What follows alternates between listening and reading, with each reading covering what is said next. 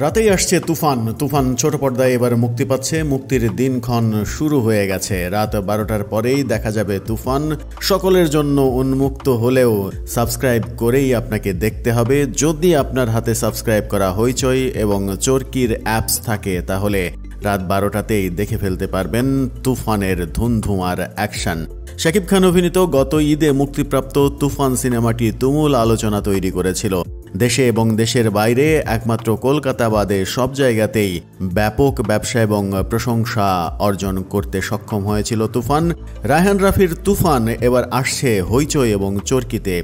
আসার দিনক্ষণের জন্য অপেক্ষা করছিলেন দর্শক। অবশেষে দিনক্ষণ চলে এলো। আজ মধ্যরাত থেকেই দেখতে পাবেন তুফান। দর্শকরা হইচই এবং চরকিতে এখনই দেখে নেবেন নাকি শাকিব খানের অ্যাকশনের ধুমধুমার সব দৃশ্য।